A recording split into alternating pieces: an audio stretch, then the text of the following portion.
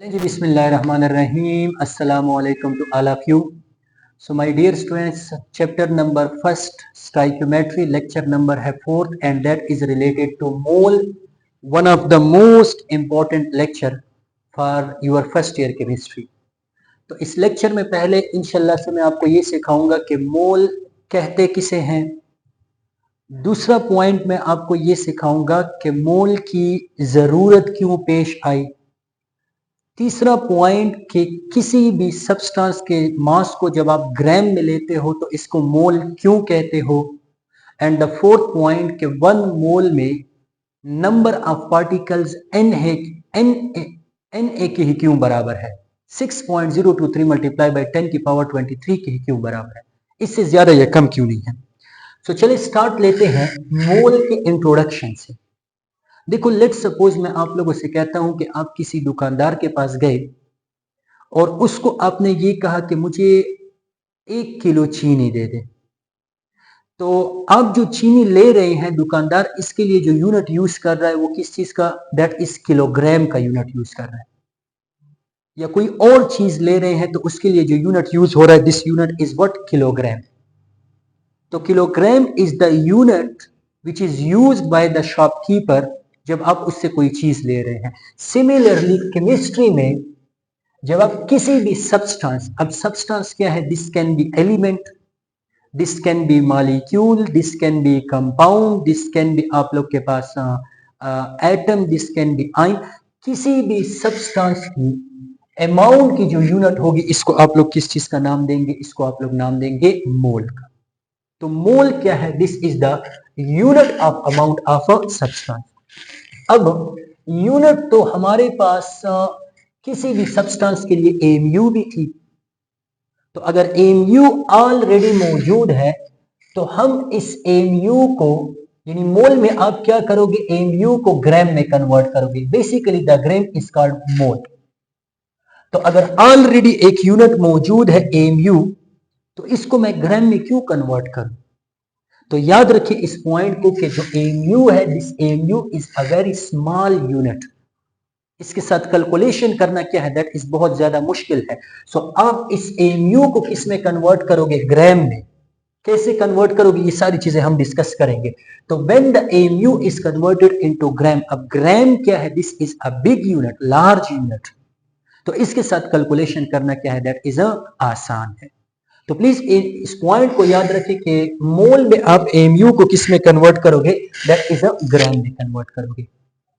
तो चलो इसकी डिफिनीशन को समझने से पहले कुछ एग्जांपल से हम अपने कंसेप्ट को क्लियर करते हैं. डिफिनीशन आपको खुद बहुत क्लियर हो जाएगी. देखो हमने एक वर्ड पढ़ा था दैट इज एटॉमिक मास का. तो किसी भी एटम का जो मास होता है इसको हम पढ़ के आ चुके हैं कि आप क्या कहोगे, atomic mass. So the atomic mass of hydrogen, ये आप लोग के पास क्या होगा, दैट इज 1 AMU. इसी तरह अगर किसी भी मॉलिक्यूल के मास को मैं डिस्कस करूं तो इस मास को हम किस चीज का नाम दे चुके हैं, this is called molecular mass. तो H2O एक मॉलिक्यूल है, इस मॉलिक्यूल के मास को आप क्या कहोगे, दैट इज मॉलिक्यूलर मास कहोगे. So the molecular mass of H2O is 2 plus 16 that is equal to 18 AMU.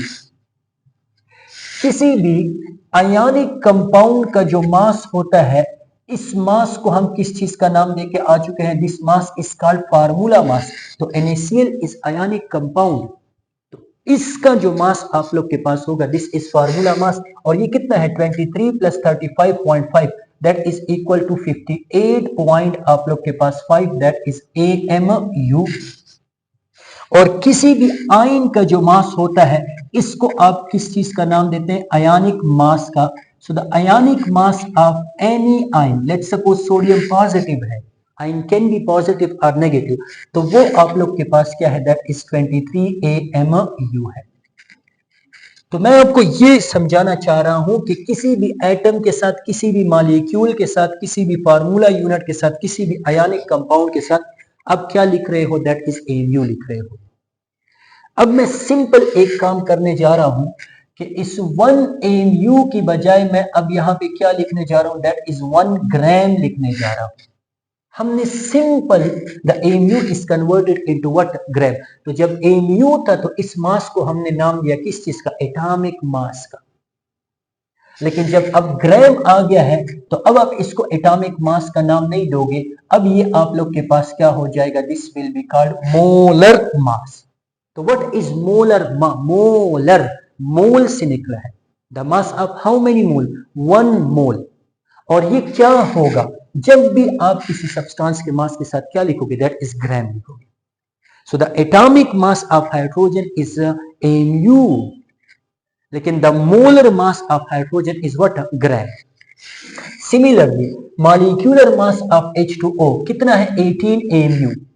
अब मैं इस mu को सिंपली अगर इस mu की जगह मैं ग्राम लिखूं, so this will not be the molecular mass, this will be called आप लोग के पास the molar mass of H2O, means the mass of 1 mole of H2O।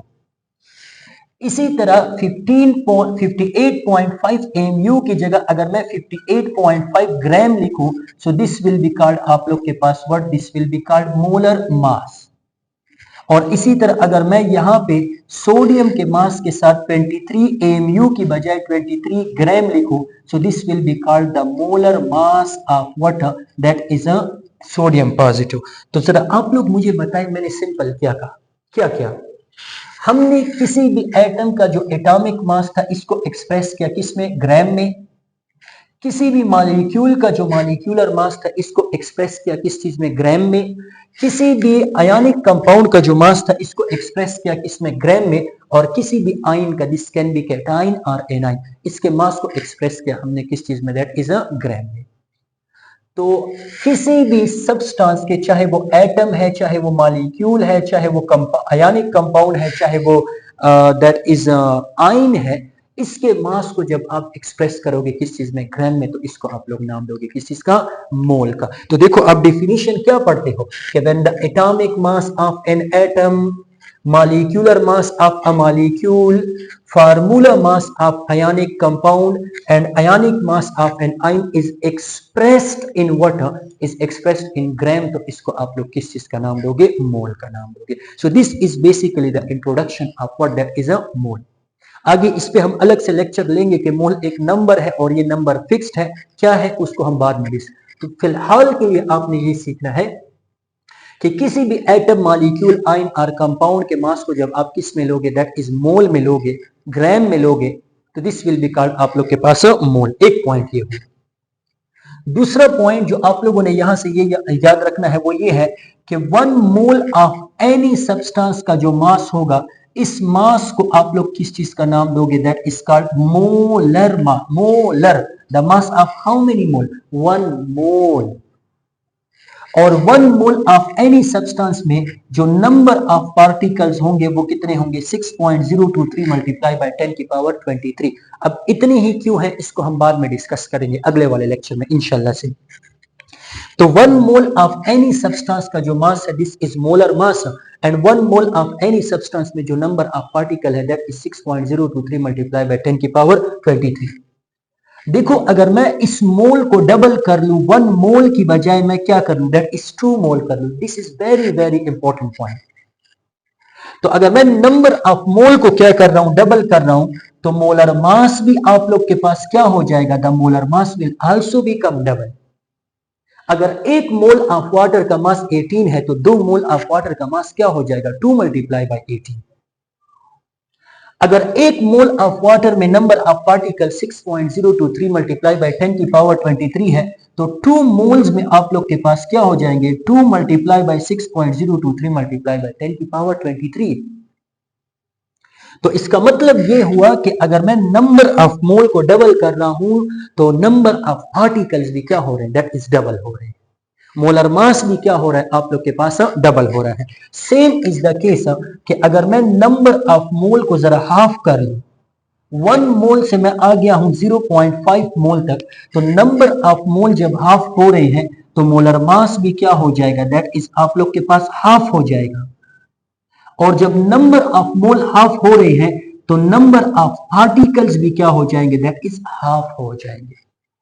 तो इसका मतलब कि 1 mole of any substance, 1 mole of hydrogen, 1 mole of H2O, 1 mole of NaCl, 1 mole of Na positive, इन सब में नंबर ऑफ पार्टिकल्स कितने होंगे? That is 6.023 multiply by 10 की power 23। तो अब अगर मैं इस नंबर ऑफ मोल को डबल करूं तो नंबर ऑफ पार्टिकल्स भी आप लोग के पास क्या होंगे? दैट इज अ डबल हो जाएंगे। तो अगर देखो मैं आपसे एक क्वेश्चन पूछूं कि that is a 36 gram of H2O contain dash number of particles. बस ये चीजें अगर आप लोग समझ गए तो बाकी कुछ भी नहीं है इसमें। 36 ग्राम ऑफ H2O में कितने नंबर ऑफ पार्टिकल्स होंगे? तो सबसे पहला पॉइंट तो इसको जरा समझो कि 36 ग्राम ऑफ H2O का मतलब हाउ मेनी H2O?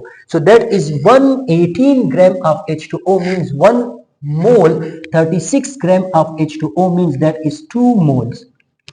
तो 2 मोल्स में नंबर ऑफ पार्टिकल्स आप लोग के पास क्या हो जाएंगे? 2 मल्टीप्लाई बाय 6.02 मल्टीप्लाई बाय 10 की power that is 20। Number of mole double तो नंबर ऑफ पार्टिकल्स भी क्या हो गए?